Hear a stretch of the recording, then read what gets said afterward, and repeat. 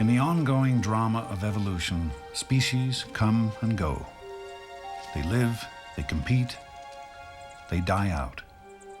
Extinction is the termination of a species. We can think of a species having a birth date, it lives for a while, it goes extinct and it dies out.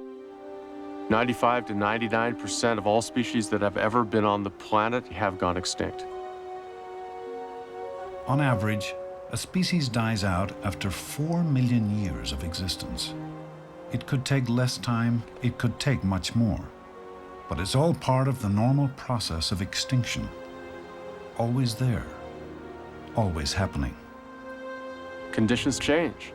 A new predator arises, perhaps the climate changes, perhaps a mountain range suddenly appears geologically. Through those processes, this particular species is no longer able to live, it dies out. The extinction of species that can't adapt or compete creates opportunities for new species, new forms of life, in an endless cycle. So evolution and extinction are in balance. But what happens when a planet-wide catastrophe kills off many species in a great mass extinction?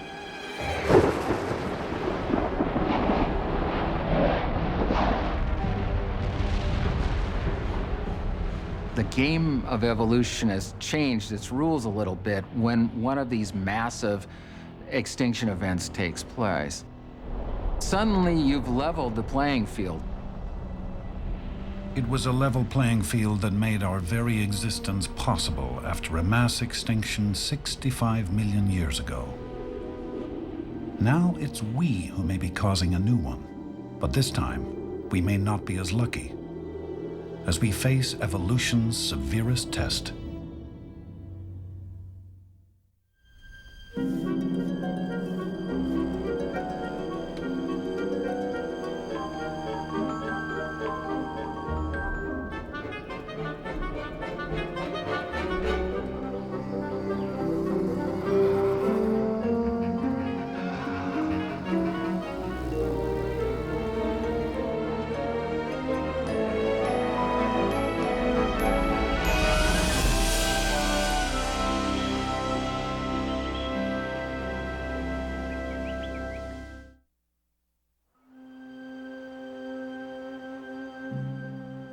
Five times in the past 500 million years, a mass extinction wiped out most of the species alive at the time. The Earth itself tells the stunning story with its geological and fossil record stretching back through time. Today, sheep roam the highlands of South Africa's Karoo Desert. But 250 million years ago, the Karoo played host to creatures we can barely imagine. It was their world, and then they were gone. Geologist Peter Ward is here to study the secrets of history's greatest mass extinction, which swept those creatures away. It's a challenge that anyone would find daunting. In late 1999, I spent 3 weeks camping in a tent next to an old abandoned farmhouse. And behind this farmhouse, I wandered the grounds and found this beautiful old graveyard. One of the tombstones had a husband and his wife. There were 2 sons off to the right. The dates on the tombstones range from 1892, I believe, to about 1897. The mother was the first to go, and the youngest son, who was only 42 years old at the time, was the last to go in 1897, all die out in this 5-year time span. There's a tragedy that has happened here, yet we have so little record of it. Looking at the epitaph, Neem dan vry my stof o aarde, translated into English, that is, take my ashes and set them free, O earth. So 100 years, these people are just wiped off the face of the earth. Absolutely. And we have no idea what killed them. Yes. And if that's the case, how am I going to figure out what killed animals that lived in those hills, the fossils of which we have from 250 million years ago? 250 million years ago marks the end of the geological time period called the Permian. It's the rocks of the Permian that give Peter Ward his first clues. These types of layered rocks often have fossils. In fact, here in the Karoo, we find within these green layered rocks lots of fossils of two types. We find skeletons, and we find the remains of activity of animals. Some animals burrow. They make little tunnels in the strata. As a matter of fact, there's probably one sitting right back here. This is either a bone or a burrow. Here's the piece of a burrowing organism of some sort. Some animal was living and digging through the strata. It gives us a sense that not only were there larger vertebrate creatures here, but a wide diversity of smaller animals. Sometimes they died or were killed or predators took them down. Their skeletons fall in this sediment, and we find it as fossils. At the South African Museum in Cape Town, the fossils of dozens of species have been recovered from this lost Permian world. I was walking on a farm track, and there in the middle of the farm track was this little piece of bone sticking out of the shale. Not a very exciting piece, but I took my pick and started to work around it and revealed the back of the skull here and then down towards the snout. And when finding the tusk here, this beautiful faceted tusk, I knew that I had a complete skull. Then I began the long task of uncovering the back of the skull, uncovering vertebrae after vertebrae, working down this way with the ribs beginning to develop here. After 2.5 hours to 3 hours, I knew that there was a complete articulated Lystrosaurus. Lystrosaurs were the Permian's most common plant eaters. Gorgons, ferocious predators up to 10 feet long, ruled the plains. Then suddenly the Permian ended. The rock record reveals a cataclysmic change at the threshold of the next geological period, the Triassic. We geologists can climb through time. I'm going to climb about 50 feet up through here. I'll go through 2,000 to 5,000 years of time when I do it. This is the very last layer of the Permian. As soon as I climb above this, I'm now in the Triassic.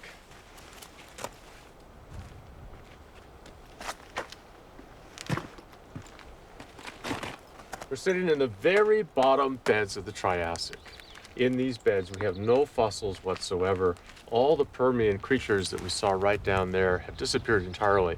A few of them we know survived because 1 or 2 species will be found a little higher up. But in these beds, we found nothing. Not only are there no fossils, there aren't any of the burrows or the tunnels or the traces of animal activity. We see instead layers of rock that could only have formed in the absence of animal life. So catastrophic was that mass extinction that even the small creatures have died out. It's not just the mighty, it's the meek. This place is dead. What could destroy so much? What could turn day into a seemingly endless night? It may have been a comet, as some new evidence suggests, or a combination of factors.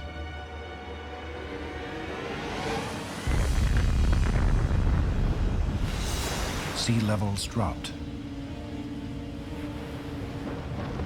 There was a dramatic rise in global temperature.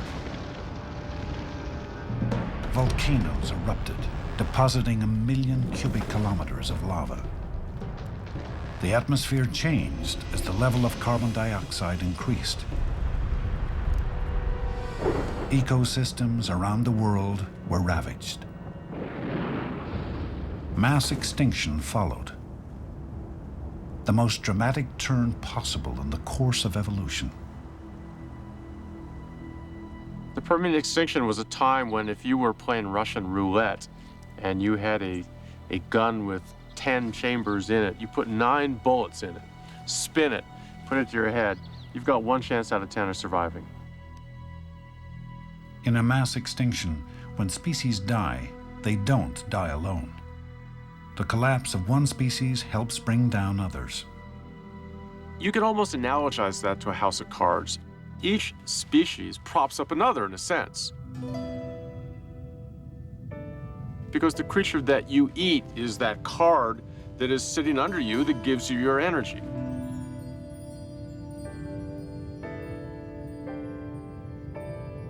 Now let's pretend that we start kicking out card after card after card, and that's what a mass extinction does, isn't it? It starts knocking out a species here, knocks out a species there, but pretty soon, lots of species are gone.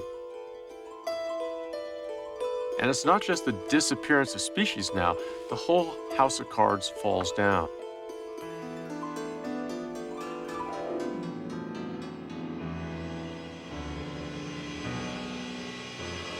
You start really snowballing in this effect, and that's really what a mass extinction is.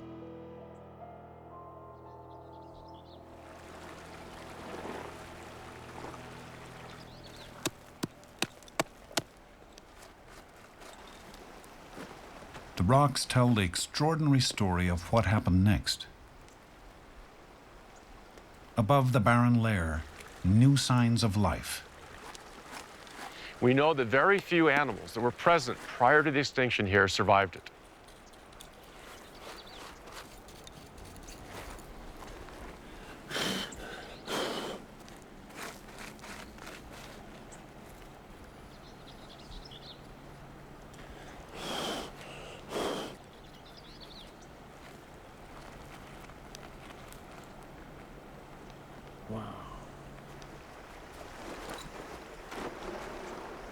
I just found a carnivorous mammal-like reptile in strata that we have just above the mass extinction.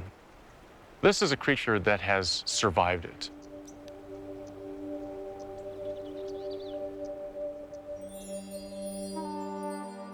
The mammal-like reptiles looked like crosses between dogs and lizards. But they weren't the only survivors. Two lineages that get through have tremendous consequences later in time. Both are pretty small in size. They start evolving because the world is empty, and empty worlds really begat tremendous amount of evolutionary diversifications. Evidence of what was to come is in one of the best fossil collections of post-extinction survivors gathered by a single family over 3 generations. Of all the skulls in this museum, this is my favorite. This creature leads to the dinosaurs.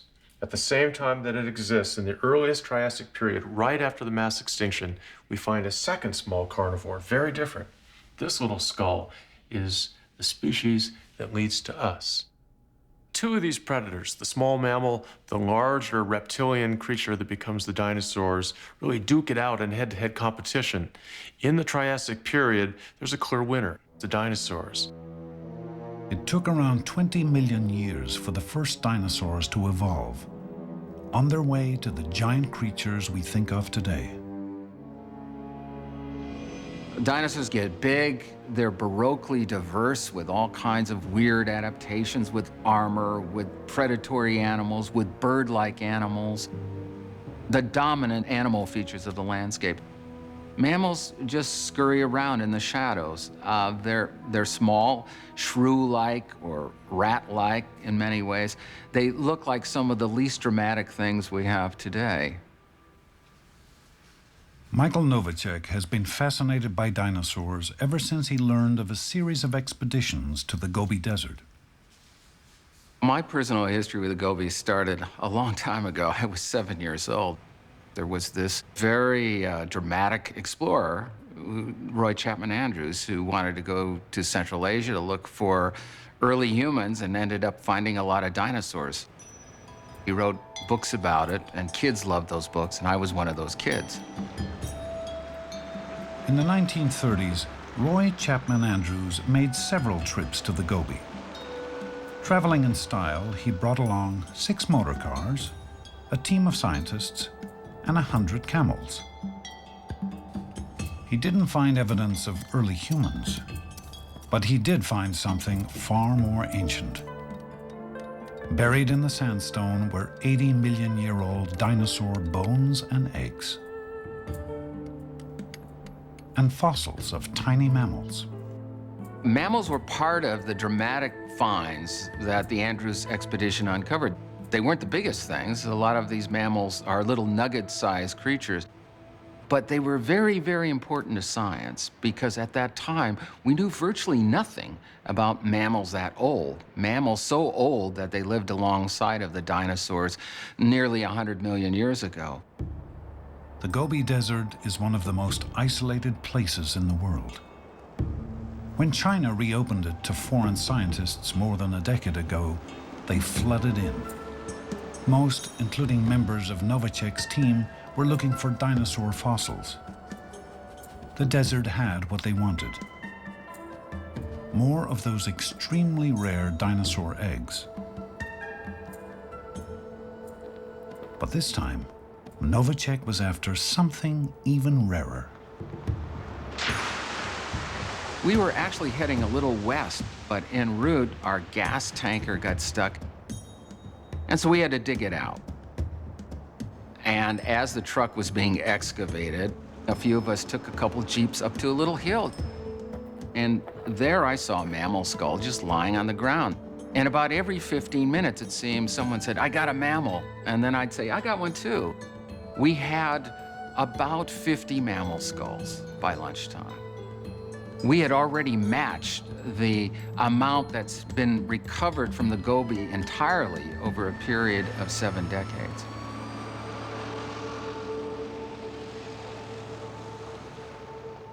This is about as big as they get. This is the skull, and you can see the front teeth here.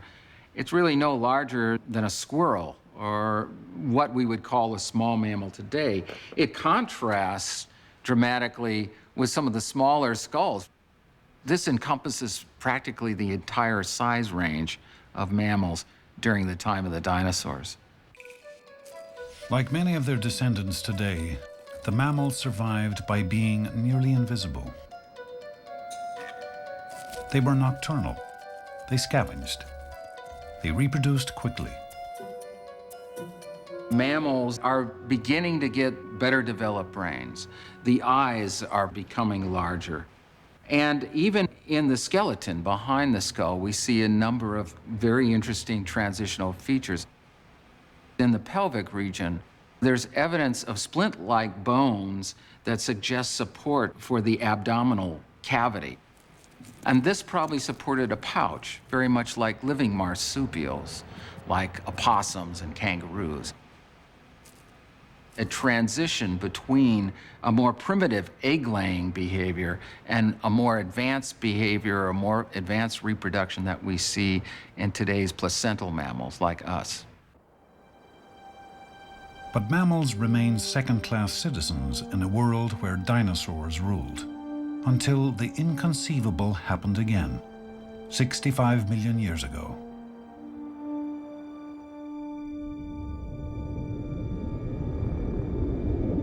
It's thought that an asteroid larger than Mount Everest reached the Earth traveling 25,000 miles per hour. The mammals were used to avoiding dinosaurs. But an asteroid was something else entirely.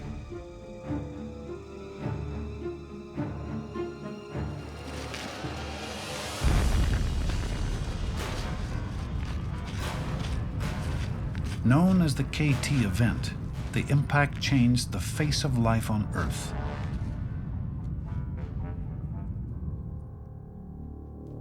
The small mammals survived, but in a landscape of death and destruction. The house of cards built since the last mass extinction collapsed. But this time, it was the dinosaurs that fell the furthest. With few places to hide, less food, and little ability to protect their eggs or young, the dinosaurs died out, while the mammals went on living.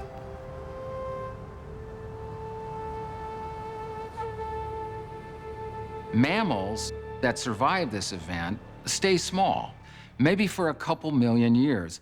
They start to get slightly larger and diversify. We have a sort of a lag effect with this KT event, a recovery of perhaps the ecosystem, and then the mammals really take off. Mass extinction had provided an unexpected opportunity.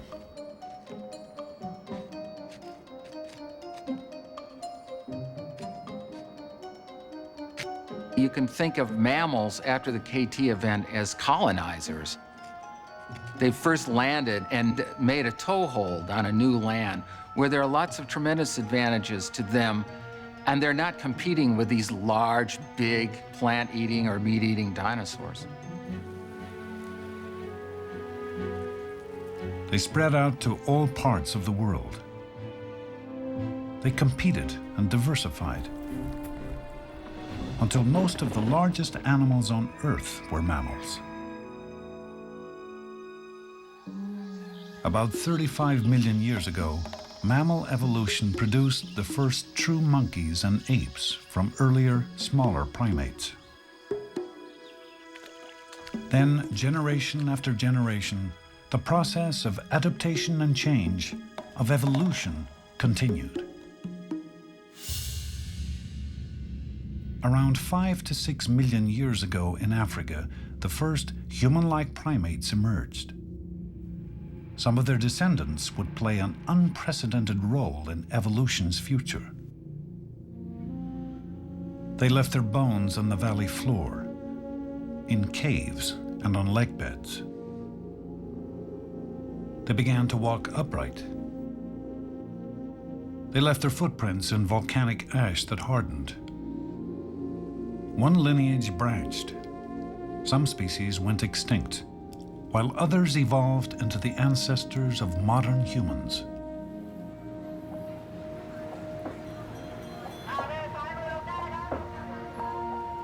Today, the world is bursting at the seams with people. This is Bangkok, Thailand.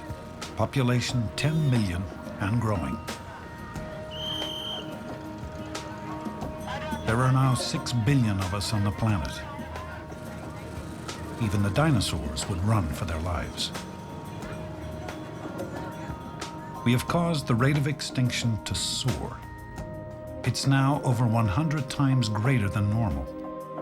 Many scientists worry that we are the new asteroid, bringing about the 6th great mass extinction on Earth.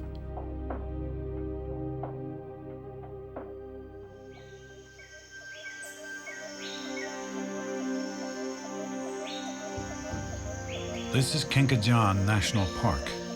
Population 0, in an area twice the size of Bangkok. From all appearances, a hidden world, unspoiled, timeless.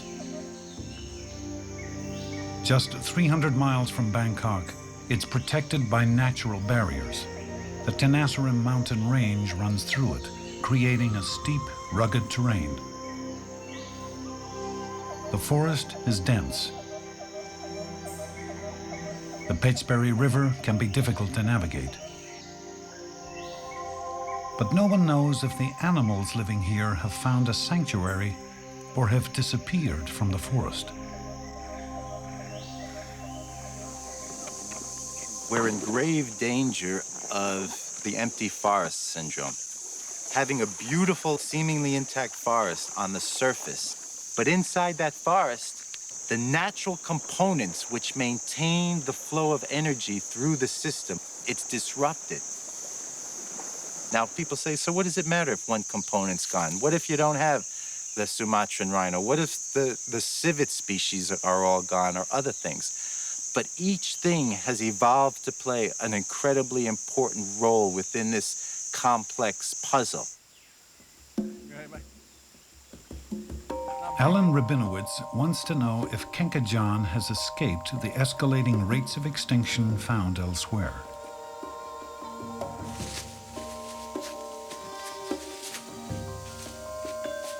So he and his colleague, Tony Lynham, collect data on the actual number of animals living in the park, especially the carnivores.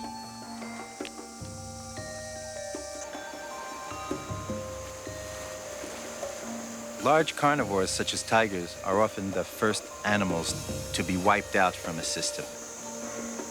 If you go into an area and find relatively abundant sign of large carnivores, you know what you're dealing with, by necessity, is a very healthy, at least seemingly stable natural habitat.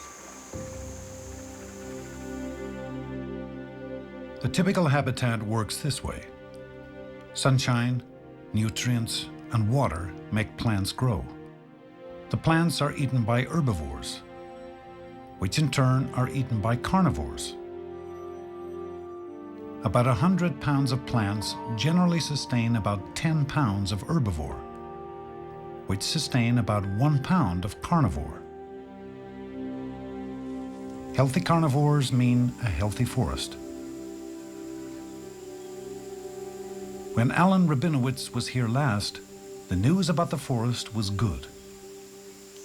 More than 10 years ago, I landed here in Gengajan National Park.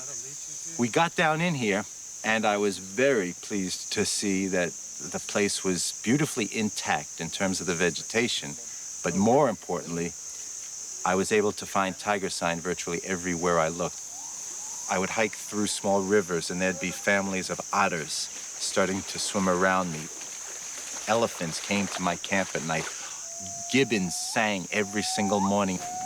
Hornbills flew overhead all the time. All the signs of a healthy, intact, relatively unhunted forest were there, which made it probably one of the few places in Thailand. And in fact, when I surveyed throughout the entire country at the end of the survey, it became even more clear that Gengajan was easily the most pristine, the most untouched piece of forest left in this entire country. But is it the same today? On a search for life, every stop offers more clues. Fresh elephant, nice size. There's cat, small cat. The group uses well-traveled elephant paths to navigate the forest. An elephant trail is a trail that elephants are walking on constantly, and every time they walk past this vine, they just push it back this way and then push back this way, and all of the bark has started to come off. 3 other teams are in the park, each retrieving special cameras with motion sensors, which were carefully placed a month before. Called camera traps, they take a photo when triggered by an animal walking by. Batteries, I guess. The camera's taken a whole roll of film and it's rewound, so there's 36 shots taken. What the camera traps will help us do is start wrapping some numbers around these things, helping us quantify. It's one thing to say, boy, sign of tiger is everywhere. It's another to say, just on this one survey, we have taken pictures of a minimum of X numbers of tigers. The cameras serve as an unseen observer. In one day, a camera trap can catch more tigers on film than Rabinowitz's team could see in months. I'd say tonight camp here, tomorrow morning go down the stream and check out this area and check out what we've got in terms of So that's where you think we might have Siamese crocodile? Yeah. That would be neat. That'd be really something else. The Siamese crocodile is a species that 30 years ago lived throughout the tropical forests of Asia. But they have been relentlessly hunted for their skins. Not a single one has been seen in over a decade.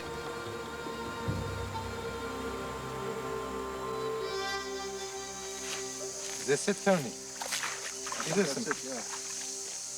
These are some fresh ones, right? Oh yeah, those are fresh. Siamese crocodile, a species thought to be either virtually extinct or extinct in this country and incredibly endangered throughout all of its existing range. If we prove the existence of a population of Siamese crocodile in Gengajan, that in itself, apart from everything else, will make this one of the most important areas in the entire country. Over on the other side of the bank there, we saw tracks of Asiatic black bear, which is the largest bear species in Thailand, and also tracks of a large tiger. So we call this place Carnivore Corner because it's got all of the 3 carnivores. With another roll of film and sightings of carnivore tracks, the team presses on to pick up the rest of the cameras. But suddenly, there's a hitch. Camera's gone. You're kidding.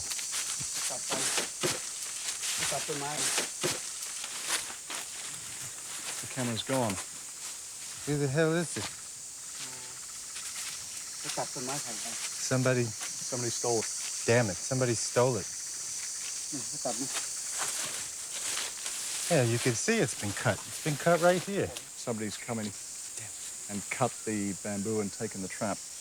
It could mean we have a thieving problem, or it could mean that this area is being more hunted than we think it's being hunted. Gone. It's gone. The camera They trap knew is the gone. combination. Again, combinations, you know. And that one? Gone. I can't believe this. This is stupid. Why is this happening? Why would they want to take the cameras? Ramifications of losing these cameras, there's a lot of ramifications. In terms of data, it's a major loss. It takes an incredible amount of planning and time and effort to even get to do an area like this. This area was chosen for its remoteness. The fact that it's quite obvious that these cameras are being both stolen and vandalized is very bad. I've never seen this in my 20-plus years in the field. It looks like somebody's come along in front of the camera, taken a picture of themselves. They didn't want that to happen. So they tried to take the camera. They tried to slash the lock, but the lock has got a steel cable on it, and they couldn't take it off. So instead of taking it off, they tried to destroy the picture, destroyed the film. So they've got a knife, and they've just slammed the knife into the top of the camera. It doesn't surprise me that people are anywhere anymore in this world. I'd be more surprised if we found a spot where there really weren't any people penetrating there. It's a pool. It's a male. It's a male. It's a young male. Looks like 2 years old. A lot of people ask me why I do the work I do. There's a lot of reasons, but basically, I'm just tired of watching animals die. A fisherman from a village next to the park may have information on just how much hunting is going on.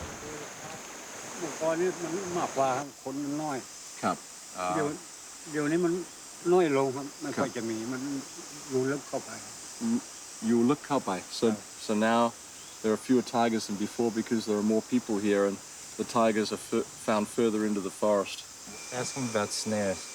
แล้วลุงรู้จักคนที่ขึ้นไปหาสัตว์ดักสัตว์ไหมครับ ไม่มี Says that they don't use snares, that they don't hunt, that there's no hunting. It's probably the truth is somewhere a little, probably in between.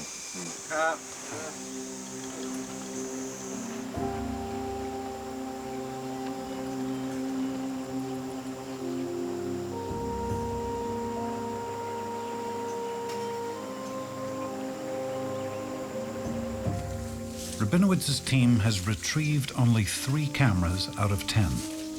The expedition could be a failure unless the other teams have better luck. The journey ends at the village of Bongluk, a settlement of 70 families near the park border. If there's anything more to learn, the local headman will know it. Ask him if he's ever seen this animal. Does he know what this animal is? นะครับ รู้จัก ค่อยมีไหมครับที่ ตะกอนเนี่ยมี ตะกอนนี่มี ตะกอนนี่มีแล้วเหลือไอ้พวกพราหมณ์หลายคนหลายพรานนี่เขาไล่ไปไล่มายีไปยีมาหมดเชื่อเลย Oh, okay. So there used to be rhinos here, but hunters have wiped them out. ว่าพม่านู่นน่ะ ฝั่งพม่า ครับแต่เขาชื่อ ได้ข่าว เขาบอกว่า There's no doubt that the major cause of extinction on a global level is human-related. Everything from clear-cutting forests to removing intact habitats to just desecrating them, changing them. Habitat destruction is now the #1 cause of extinction. People spreading out, or just trying to survive in a world where most of the habitable land is already occupied. There's nothing to do now but wait to hear from the other teams and hope for the best.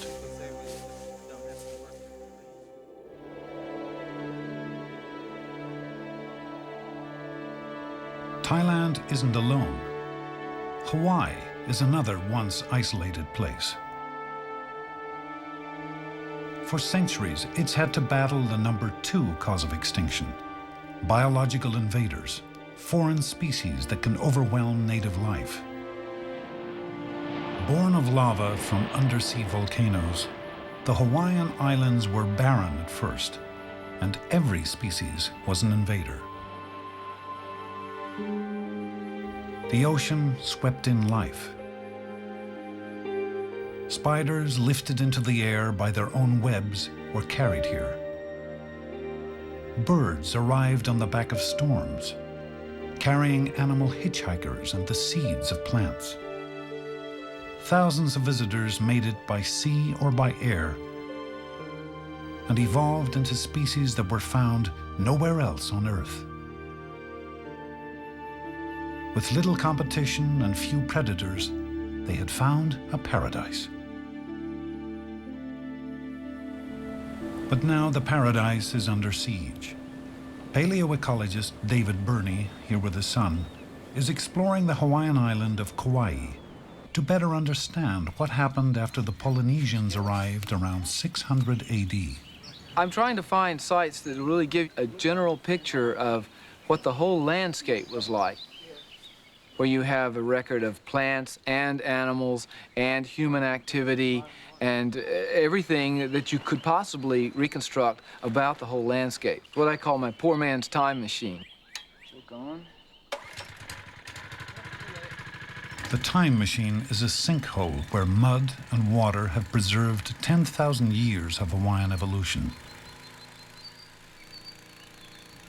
With 2 small generators and hoses, Burney drains it every day.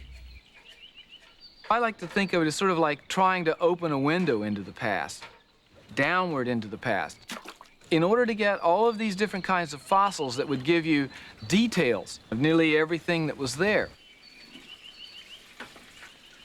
we often recover a very large amount of very well-preserved material, including, in this case, for instance, bones of a number of birds and snails, possibly even a few plants that were unknown to science. It's a tedious, messy job, but the mud preserves the evidence perfectly. In a given day, Burney carries 1,000 pounds of sediment out of the sinkhole. Volunteers then wash, screen, and pick through it for fossils and artifacts. As soon as the Polynesians get here, we see evidence in the sediments for big changes. That's because the Polynesians didn't come alone. They brought with them biological invaders, plants, dogs, pigs, rats, new predators that fed on and displaced Hawaii's native species. Ah, there's one of our culprits.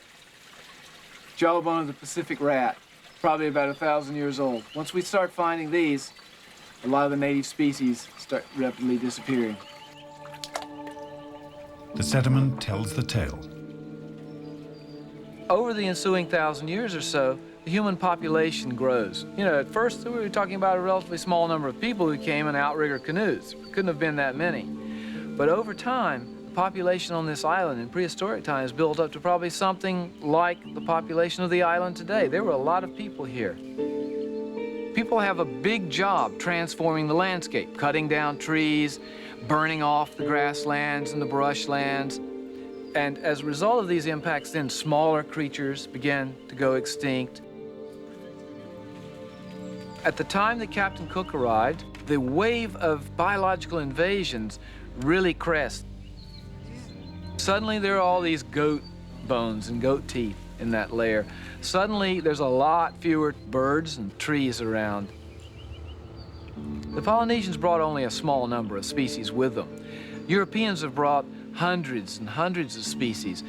We're now to the point where there are about 1,000 native species of plants in the Hawaiian Islands and over 1,000 naturalized invasive species, things that have been introduced by people. The evolution has now entered a new mode. Something new altogether is happening, and it has to do with what humans do to the evolutionary process.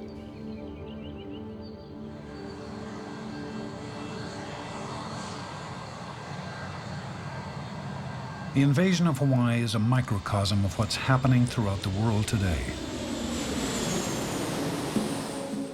At any moment, 100,000 people are suspended in planes over the Atlantic Ocean, traveling from one continent to another. Cargo is sent to the furthest corners of the Earth in a matter of days or even hours. And with it comes other, smaller passengers who are not going to get back on the plane and go home. In ships, ballast water is taken up in one port and discharged in another. With it comes invasive species like the zebra mussel, which arrived in the United States in 1988. Quick to reproduce, these 2-inch-long mollusks encrust spawning grounds, clog water pipes, and consume plankton, which native fish and mussels need to survive. In the past decade, the US government has spent $4 billion trying to control them. Many animals and plants that find their way in can easily adapt to new environments and flourish. Some of them don't cause problems, but there are others we'd rather were not so good at sneaking in. In our new interconnected world, the invasive species we carry with us are dramatically increasing the rate of extinction of native life. Some of these animals were brought in by private individuals as pets. Some were brought in either for resale as far as food products. And some of these actually stowed away on some of our aircrafts and ships that arrived here in Hawaii. The brown tree snake is one of them. Originally from New Guinea, it can grow up to 11 feet long. During World War II, the snakes began to climb the landing gear of planes and curl up in the wheel housings, or hitchhike rides on cargo ships. When they arrived in Guam, the snakes would slither off and head for the jungle. Then they would climb trees in search of food. The eggs of the native birds were easy targets, and 9 of Guam's 11 forest bird species were driven to extinction. Hawaii's Department of Agriculture now has to use trained beagles to sniff out the snakes. Where is it?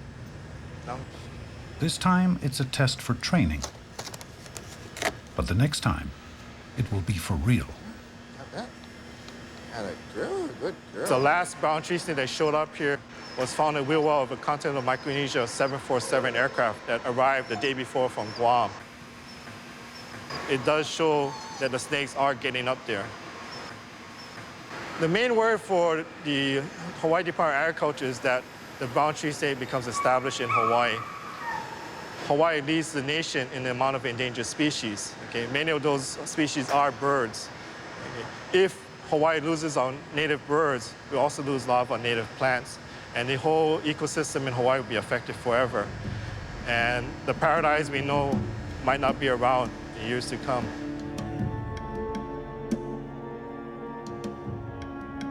My suspicion is that of all the things that we've done to the planet so far, whether it's climate change, things we've done to the atmosphere, things we've done to the water, pollution problems, all of those are bad things. But I think, as it stands right now at least, that the thing we've done, which will be most visible in the fossil record in 1 million years, is going to be these biological invasions.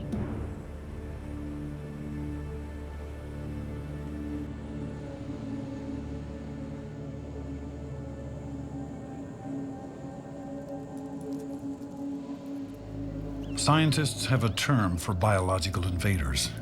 They call them weed species. Like weeds, they survive and adapt almost anywhere and push out the native competition. They are the ultimate survivors. There's quite a bit of speculation and theorizing about why invaders seem to be so successful in moving into a new area. The animals that tend to invade are more mobile, maybe more adaptive to more general changes in habitats, more flexible with environmental change. That confers some kind of competitive advantage. Of all the weed species on Earth, we are the most mobile, the most adaptable, and the most flexible by far. The good news is, we'll probably be around for a long time. The bad news is, the world around us may be very different. As the rate of extinction accelerates, every species that disappears leaves one less to prop up others. So the question is, in our own modern world, with our own house of cards, how close are we to that whole edifice coming down? Have we reached that threshold?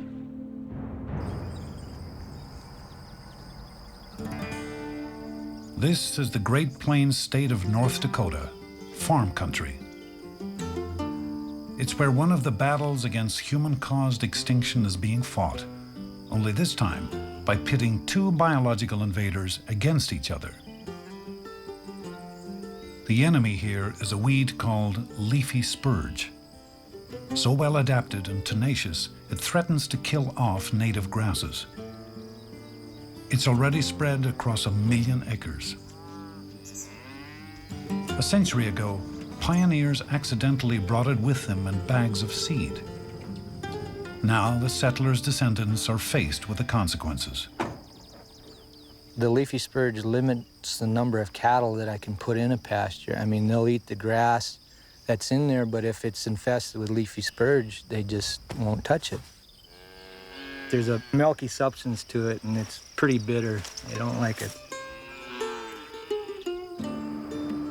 Cy Kittleson's great-grandfather homesteaded the land. Today, Cy and his father own 4,000 acres. The weed covers over 1/3 of their ranch. They have tried spraying it with a weed killer, but leafy spurge is not easily beaten. I look at it as cancer to the land, and it makes the land just totally useless. The chemicals cost between $90 and $100 a gallon, and it takes about a gallon to cover 1 acre of land. And so that's $100 an acre, and that's not counting your time. And that's about all the land is worth. How many acres would that cover? Chuck Weiser, the local bank's agricultural loan officer, understands the financial toll of a biological invasion. You know exactly where that is. Right? He has battled leafy spurge in one way or another for 25 years. 3 miles south. A leafy spurge is a very deep-rooted perennial that is competitive for nutrients and moisture with our native grass, and so it has an advantage both in food storage in its root system and ability to regenerate growth. If a chemical won't stop it, how can farmers fight an invader that's taking over the ecological niche of native grasses? The solution may be another invader, discovered when scientists learned what kept leafy spurge in check in its native Russia. It's the flea beetle, a case of fighting evolutionary fire with fire. Flea beetles feed on the roots and in the crown of the plant and bore holes allowing molds to get in. They deplete the food reserve in the root, and so they're just kind of beating it up so it's weaker and weaker and eventually does not produce any top growth. Flea beetles were first brought to Ward County in 1984. Each summer, teams harvest beetles and move them to infested areas. The beetles reproduce so rapidly that a release of 100 in 1 year yields a harvest of 2 million the next. They get their money's worth.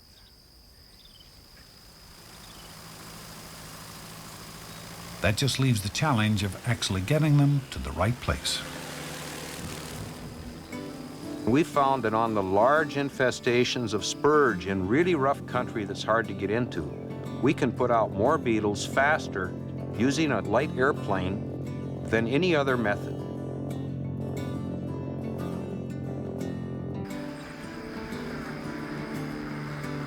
Our flight today consisted of 150 canisters we dropped with approximately 5,000 beetles in a canister. We put out somewhere around 750,000 beetles. Weeds grab life from us. If we don't do something, we'll be taken over by them.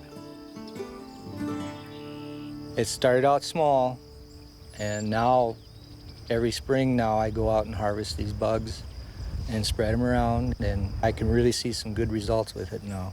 It's going to take a while. It's going to take a long time, but I can see the results. The story of Cy's farm is a story of hope. It means that we can do more than just watch native species go extinct. We can fight back, but that requires information we may not have.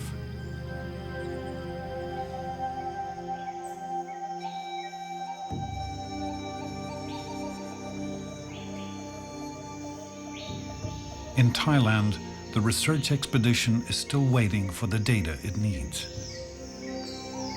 Will the scientists discover that it's already too late for Kenkajan? Has it become an empty forest?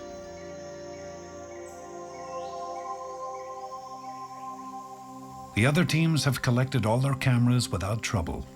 33 rolls of film in all. Oh, look at this. What you got here? That's a That beauty. was But I got a probably- better one for you. Look at this. Wow. Now that's a nice picture. Tiger What we got and here? leopard. Another leopard. Another tiger. There we go. Holy cow. Look at that. I'm Oh, assuming look. this is samba deer. That's a nice That's a tiger. really nice Well, that's tiger. a nice shot. Now this is really interesting. Poachers or local people or something or other. This is the We got Peppery the- River. This is the second route. This is This the is- one where I walked up 10 years Yeah, ago? yeah. That one? That That. is some area. Look at this tape On the here. tape here, yeah. Whew. Look at that. We've got great. Look at this. Siamese crocodile. Oh, there it is. Look at that. Crocodile. This is the first recent photo of Siamese crocodile in Thailand.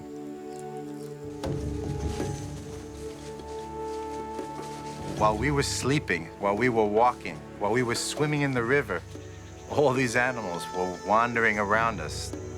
The tigers were walking around us, the leopards. The Siamese crocodile might have been in the water at another part of the stream at the same time we were jumping in and cooling off. It was definitely near us when we were standing on its beach. I know the tigers heard us. Probably several saw us. I know that the elephants froze there in the forest and we went by as if, wow, what a neat forest. There are still places left where the natural evolutionary processes are going on. Most of my career involves documenting species on the verge of extinction. But every now and then, you get a place like this, and you say, it's not lost yet. It's not gone yet. Really? That close? Good. Knowledge is definitely our greatest tool against extinction. There is no doubt about it. Many species are on a very quick downward slide, possibly to extinction, faster than they would be normally because of human-related activities. But we're not at an end point here by any means. We're still in the middle of a completely complex changing scenario. Evolution is going on around us. If we can slow the rate of human-caused extinction and avoid a mass extinction by our own hands, then the natural cycle of death and life, extinction and evolution, can play itself out at its own speed as we try to learn more about it. In 1859, Charles Darwin wrote, "We need not marvel at extinction. If we must marvel, let it be at our own presumption in imagining for a moment that we understand the many complex contingencies on which the existence of each species depends. The appearance of new forms and the disappearance of old forms are bound together."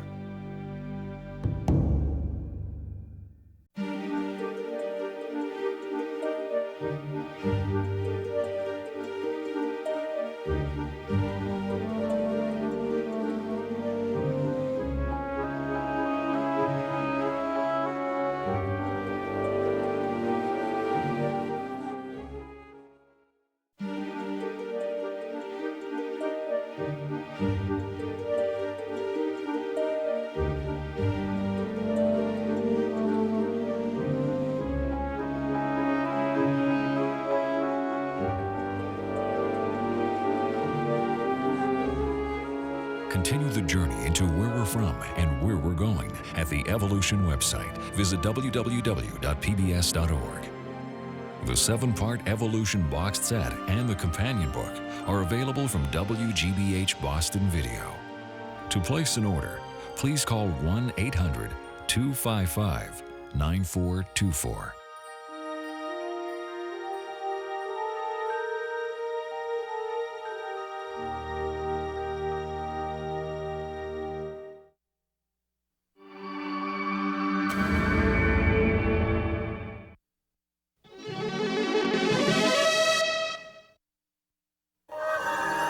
This is PBS.